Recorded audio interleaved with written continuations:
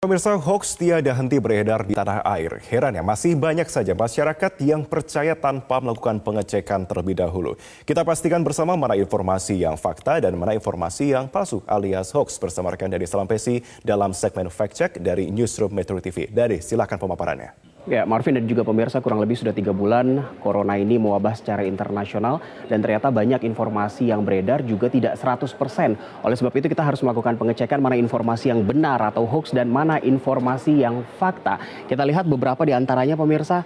Hoax yang pertama adalah ada yang menyebutkan bahwa Kementerian Kesehatan Republik Indonesia membentuk satu zonase, lebih tepatnya ada 6 zona, di mana 6 kota ini yaitu Medan di Sumatera Utara, Batam di Kepulauan Riau, DKI Jakarta, ibu kota juga termasuk, Surabaya Jawa Timur, Bali dan juga Manado Sulawesi Utara adalah 6 zona kuning. Artinya kalau disebut zona kuning logikanya ada logika zona hijau dan juga zona merah. Namun hal ini sudah dipastikan oleh Kementerian Kesehatan tidak benar karena Kemenkes tidak membentuk zonase untuk kota-kota terkait dengan penyebaran virus corona di tanah air.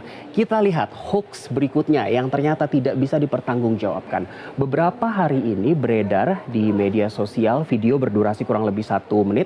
Ada perempuan yang menggunakan tisu basah dimodifikasi begitu menjadi pengganti masker. Ini menyikapi mulai langkanya peredaran masker di pertokoan dan ternyata ini adalah informasi yang salah pemirsa. Ini masuk dalam kategori konten palsu karena tidak bisa dipertanggungjawabkan dan faktanya adalah kandungan alkohol di tisu basah hanya bisa membersihkan area kulit. Bahkan ini bisa menjadi berbahaya jika digunakan sebagai masker karena penggunaan tisu basah sebagai masker justru mempermudah partikel di udara menempel di tisu basah yang ada di masker tersebut pemirsa. Jadi pastikan Anda lebih kritis dalam menyikapi informasi dan mempraktekkan informasi yang menganjurkan Anda untuk melakukan suatu hal dan masih ada informasi salah lainnya terkait dengan hoax corona ini pemirsa. Ada yang menyebutkan bahwa menurut rekomendasi dari salah satu dokter di Jepang, Anda bisa melakukan cara deteksi corona dalam 10 detik saja. Bayangkan hanya 10 detik. Dan ternyata ini adalah informasi yang lagi-lagi salah,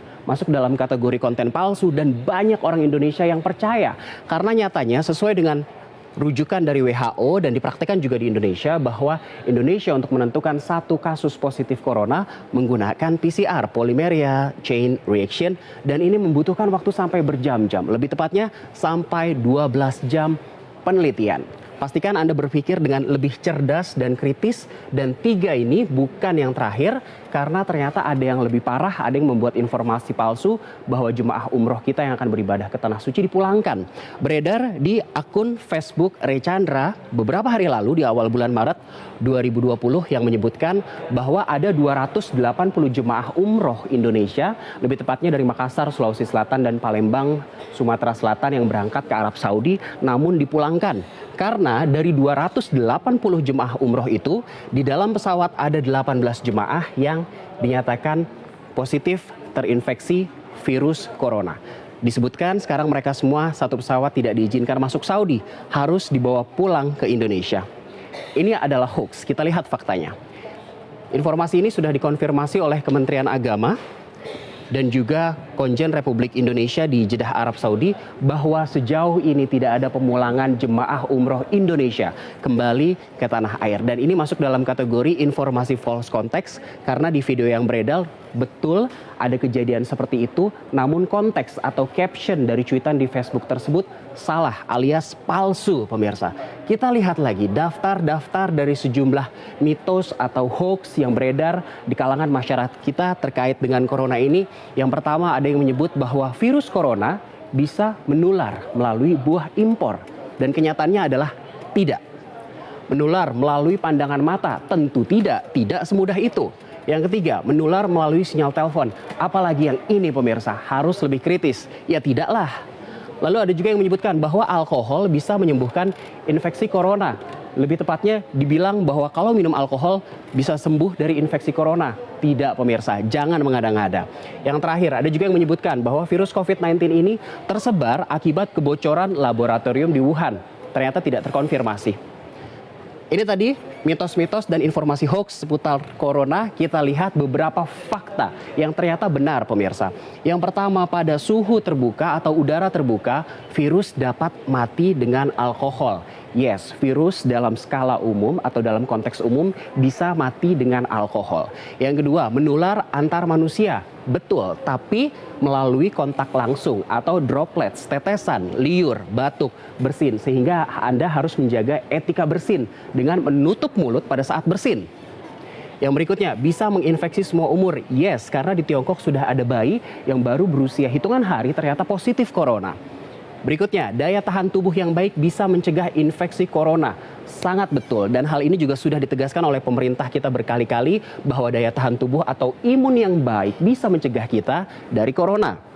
Fakta terakhir, tidak semua pasien dengan infeksi ini mengalami gagal nafas dan meninggal. Artinya memang gejala corona ini semakin bervariasi sehingga kita perlu waspada, dan satu hal bahwa yang positif corona bisa disembuhkan. Ini pemirsa adalah penularan lewat droplets atau air liur tadi. Jadi sejumlah berdasarkan penelitian jarak aman kita berinteraksi dengan orang itu kurang dari 2 meter, 1,8 meter. Artinya kalau Anda berinteraksi dengan orang dengan jarak kurang dari 1,8 meter, ini bisa dikatakan lebih rentan terpapar virus atau tertular virus. Dan satu hal tadi yang saya tegaskan kembali bahwa corona atau virus secara umum tidak menular di udara, melalui udara. Dan pastikan Anda menjaga etika bersin dengan menutup mulut Anda pada saat bersin karena dikhawatirkan bisa mengenai orang lain. Dan pastikan juga Anda tidak menyentuh wajah Anda karena Anda tidak tahu berapa banyak kuman, bakteri, bahkan virus yang ada di tangan Anda yang ditulari oleh orang walaupun Anda dalam keadaan bersih. Jangan menyentuh wajah Anda, terutama mata, mulut, dan juga telinga. Yang terakhir, sangat mungkin bahwa virus dan bakteri tersebut menempel di benda-benda pribadi Anda maupun benda-benda umum seperti pegangan pintu, mesin ATM, dan lain sebagainya, sehingga bersihkan benda-benda yang akan Anda sentuh atau benda pribadi yang akan Anda gunakan. Yang terakhir pemirsa, kita lihat imbauan dari Menteri Kesehatan Terawan Agus Putranto yang mengatakan bahwa masker itu kan sebenarnya yang dipakai oleh orang yang sakit. Kalau mereka yang tidak sakit, tidak perlu pakai masker. Pemerintah sudah memastikan bahwa stok pangan dan juga obat-obatan kita aman. Dan juga selain itu, pilahlah informasi yang beredar. Kepanikan bikin stres dan menurunkan imun kalau kata Menteri Kesehatan. Dan juga pasien positif bisa sembuh pada Rabu 4 Maret 2020, 9.30 saja pada pukul 9.30. Waktu Indonesia Barat tadi pagi, nyatanya sudah ada 3.198 orang yang meninggal, namun angka orang yang sembuh dari virus corona ini lebih besar daripada angka yang meninggal, yaitu mencapai 50.675 orang. Indonesia bersatu melawan corona, mari kita hidup sehat bersama. Saya kembalikan ke Marvin. Betul, saya setuju dengan pernyataan Anda dari Sulawesi. Terima kasih untuk pemaparannya.